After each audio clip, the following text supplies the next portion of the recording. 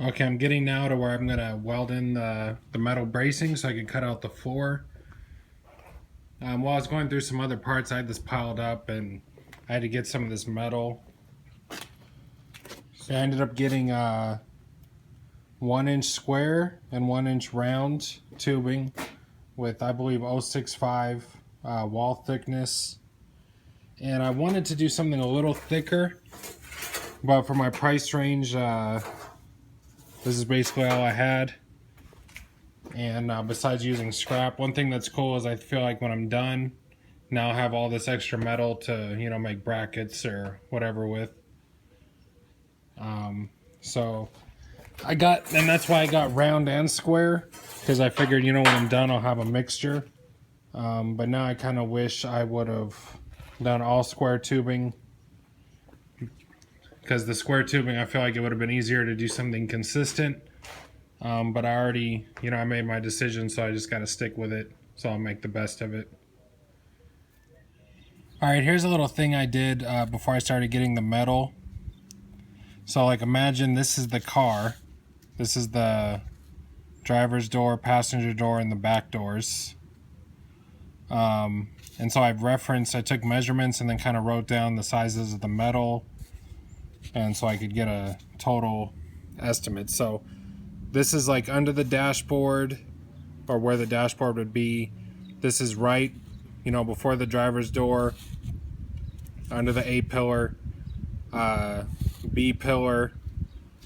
This is kind of over the rear wheel, and then this is in the basement right here. So 5 feet, give or take. They're probably like 4 feet something, and then I just rounded everything up. So yeah, 5 feet across right here, 5 feet across, and then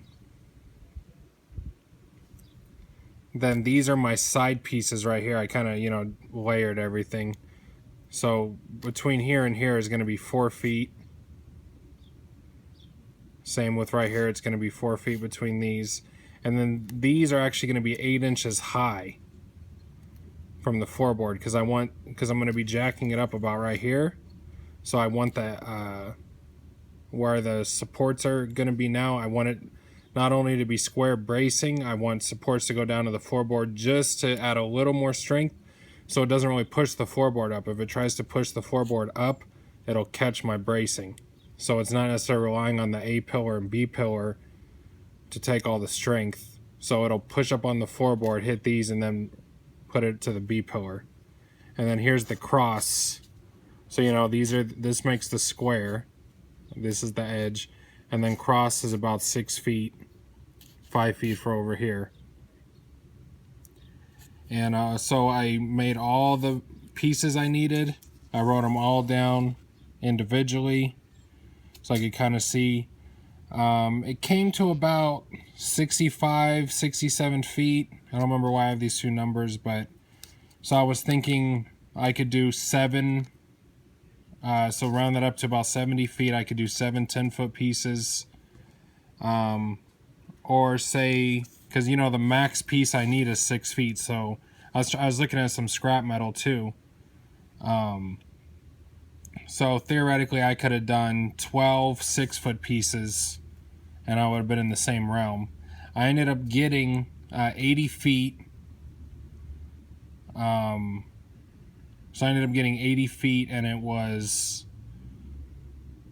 were 20 foot long, and I just had them cut in half. So I have 16 10-foot pieces? No. Yeah, so I have 8 10-foot pieces. So I'd gotten 4 20-foot lengths, had them cut in half. And but this really helped know exactly what I was trying to do.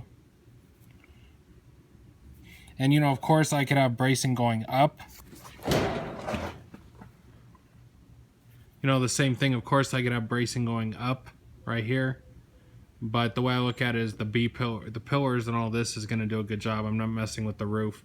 So I just need to, mostly worried about getting shit in on the floorboard. So anything I cut out of the floorboard should be supported. Alright, so I just got a basic cutoff blade. I lay them down here, I measure them, cut them off. trying to, this is about the closest thing I had to the same height. So I'm using that to keep the pipes level when I cut it. What I ended up doing is I'm going to do square for most of these. So when I do the sideways pieces, they go together really good. And I'll probably do round on my cross pieces and my drops down. And I'll do a round in here in the back because that's going in the basement. That's not connected to anything.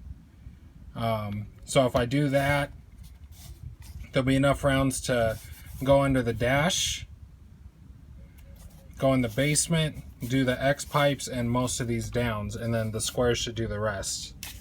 I think that is what I'm going to be comfortable with. Like I said, thinking now, I would have rather gotten like all square, but you know, it is what it is. Alright, so I got pieces cut so far, and they're just sitting in here. Got them cut really good, they're not moving around. So you know, see, they're going to touch the floorboard and go to the pillars. And then I'm going to box it in from here to here and then put an X in it. But one thing I'm thinking is, you know, get these sideways ones in first because those dimensions are set. I can't do anything about that. Get those welded in, at least tack welded, and then I know this distance is set. It's not going to move. Then I can go ahead and measure from here to here, from here to here, here to there, and so forth. And I know none of those are going to move. So I'm probably going to get this far, tack them, and then do the other pieces and measurements. Alright, so before I'm welding, you know, I'm just cleaning up the paint. So I took this little air sander. You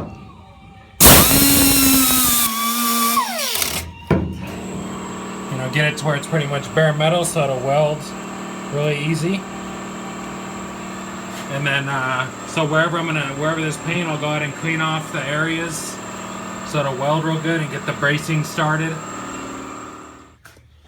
So like with the, yeah, I got all the sideways bars in. Like with the round bar right here, I just put a little knurl in the square pipe. Now I got to come and, you know, cut the angle for it to sit.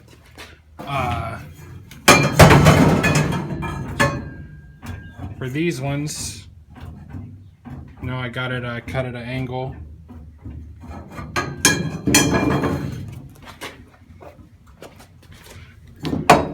Same right here. I'm gonna do. I got an angle cut and then a little knurl. Do those here. Then for the middle ones, I'm probably gonna, you know, butt it up against right here. Then I'll just go on the top of that one. Yeah, so I'm just gonna, since I got those in, I know the measurements. I'm cutting all these ones that go lengthwise now, and then just gotta weld those in. And then I do the X's, and then I'll go ahead and weld everything really good.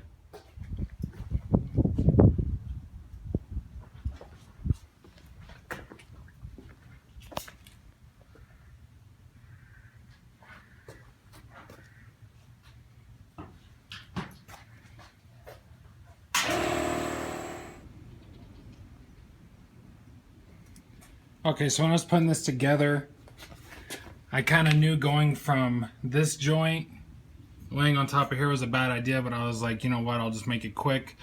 I should have put it down here, so when I did the bracing, it'd be more even. So I went ahead and threw another piece on top, just have it tack welded in right now. And then what I'm doing is going opposites, so I'm doing diagonals, opposites, and then I'll go back in and I'll fill in the other cross pieces right here. But this is going pretty good. These flat ones are pretty easy because those are basically just 45-degree angles on both sides. And this one where it gets kind of hard because you're at an angle with different angles. Yeah, it's going pretty good. So yeah, I'm going to go ahead and get all these big angle pieces in. Then the other filler gaps. And then everything where I can touch the floorboard, so like right here, where it crosses, I'm going to have a brace to the floor. That's going to have a brace to the floor. These are already touching the floor. And right under here's there's a support that only goes on the floor pan on these Fords right here. So this is going to kind of like, you know, ride on top of that with a brace coming down. So, and that's where a lot of the weight's going to be coming up. So theoretically, when I cut the floorboard out here, a lot of the weight's going to come up. It's going to hit all this structure, all this inner floorpan, and it'll lift the car without lifting up this section. So it should take all the pressure off this area right here. That's the plan.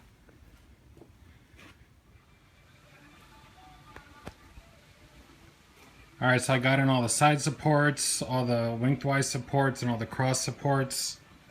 They're everywhere. They're basically all tacked in except for the 2 cross supports back there. But I gotta go ahead and weld all those in. I'm making the legs right now to support the floorboard. And yeah, just a little bit more cutting and welding and I can start cutting the floor out.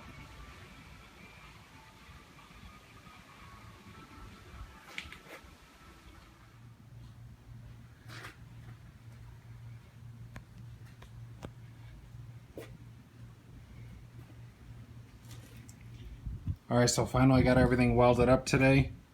All my cross braces, floor mounts, side bracing, link bracing, cross bracing. Everything's fully welded. Yeah, if I could think of anything, it's like, should have put this straight bar across to the bottom one so I didn't have this overlap, but it's cool. That went in good. Just be careful with the floorboards and stuff because floorboards are real thin.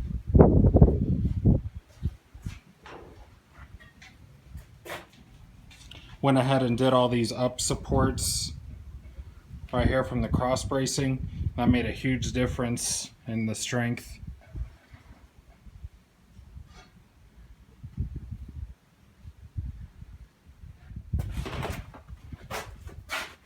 And same back here to the floor, all that's fully welded. This wasn't in my original plan, but I added this little thing right here that helped. And these cross, those weren't in my original plan either, but once I was seeing how it was, it made a lot of sense to add those, and it gives so it's not just one connect point right there. And same right here.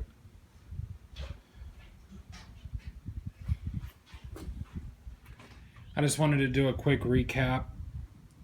So I used almost all 80 feet.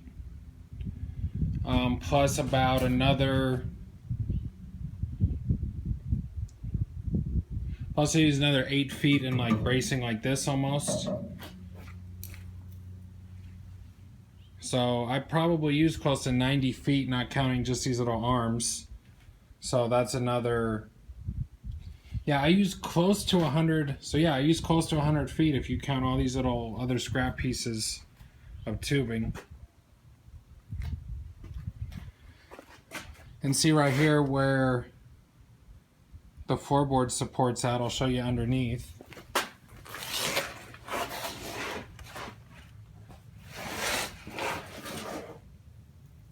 So that's, whoops, that's the floorboard support right there. So, because it's going to get cut, you know, over here.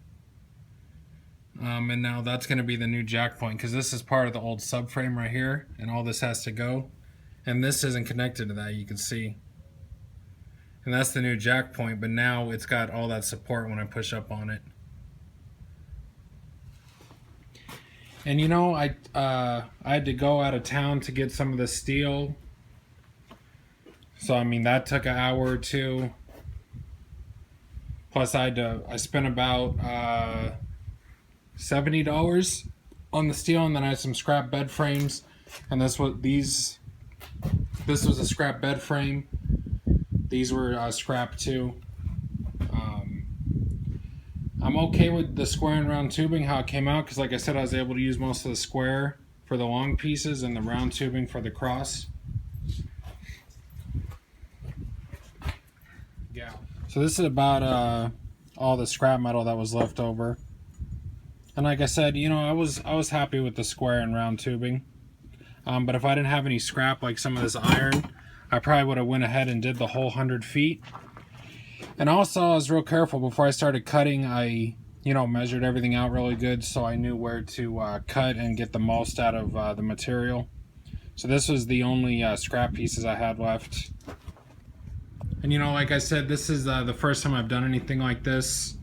I'm used to welding and cutting all the different angles and stuff, but this is the first time I've ever done any real supports like this in the frame. And it probably took me easily 25-30 hours for this whole project. Yeah, thank you guys for watching. Next time we're gonna finish cutting out the subframe and getting it ready to test fit.